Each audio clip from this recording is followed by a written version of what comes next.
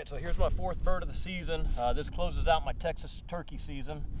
I don't think I'm gonna be making out of state this year. I'd like to get back to Pennsylvania hunt, but I've got an elk hunt lined up that I always go to in September. Then I'll be back in Pennsylvania in November for deer archery season.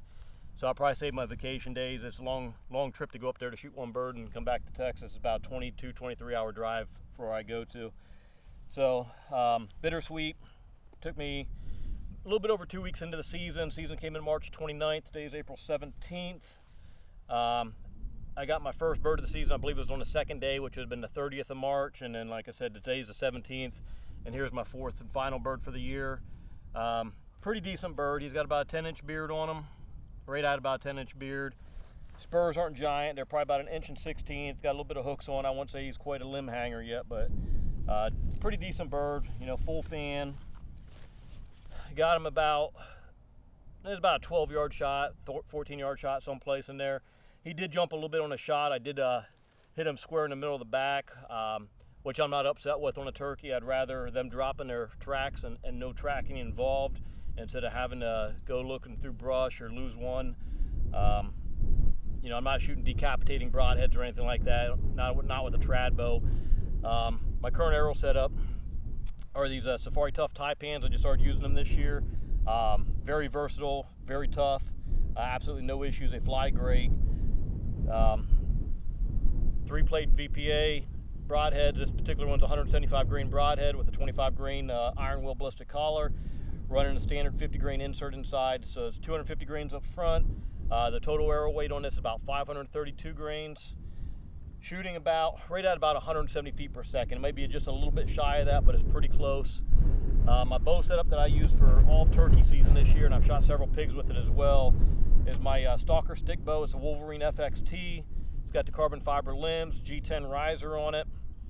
I do have my own, I like tinkering, like building stuff. So these are my own puff balls that I built. It's am steel basically is what it is. I just cut about a piece of am steel about 1.25 inches, 1.5 inches long, put it through the middle of the string, and I take a brass brush it out, puff them up, and I just put 2 on the top, 2 on the bottom, same location. Silences pretty well. The great thing about being am steel is if it gets wet, water, whatever, like anything like that, it doesn't soak in like wool does. Quick little pluck of the string, pops the water off, and pretty much dry again. My tabs, I build my own tabs, so that's all I shoot on all my bows. And then my clicker here is also a clicker that I built myself.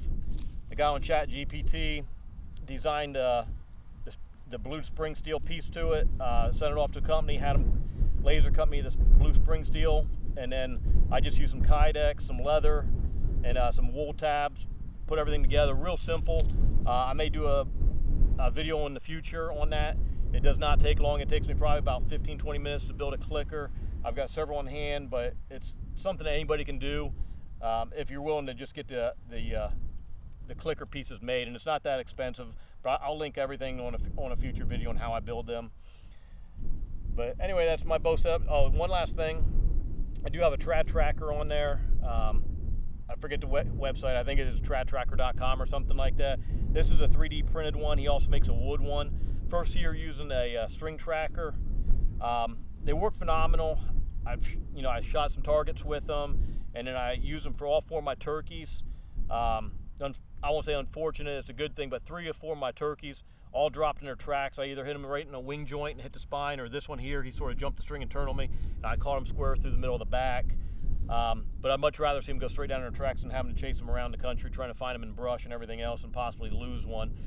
The one turkey that did get up and run on me, he only made it about 30 yards. I did watch him go down on the other side the road from where I was in the field, but the string didn't break. The string worked perfectly. Went from the bow straight to the bird. I did get to use it on one hog this year I shot a couple nights ago. A group of small hogs came in, had the string tracker on, zipped an arrow through into one of them.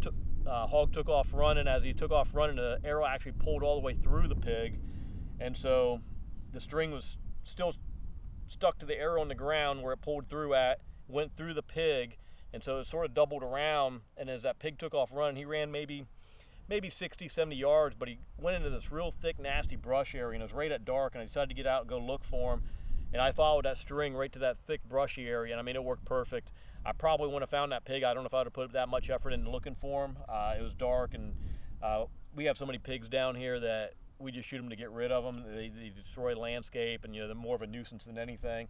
But they are fun to hunt. They are fun to shoot, especially with the trad bow. But yeah, with that string tracker, it worked flawlessly. So I believe this year I'm going to run it during deer season, and I don't see any real negatives in it other than the fact that one of the birds I did shoot at this year, and it was totally my fault, when I drew the arrow back, that string tracker stuck on the end of the arrow back here, and as you draw, that string starts looping down, and my finger was hanging out just a little bit, and that string got right behind my finger there, and when I shot, it sort of tore my glove. It didn't hurt my finger at all, but it was enough to affect the flight of my arrow, and I shot right underneath the bird.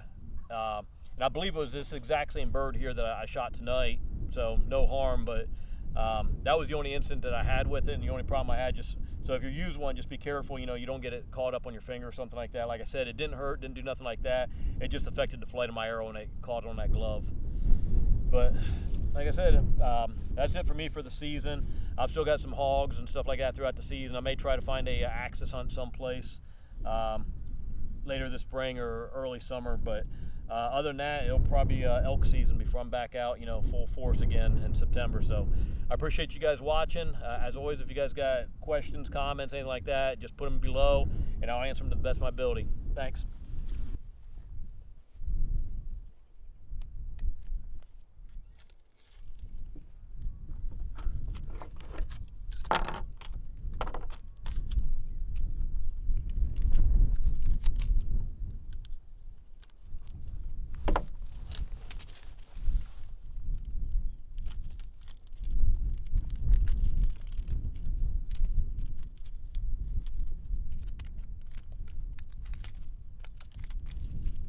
All right, all legal.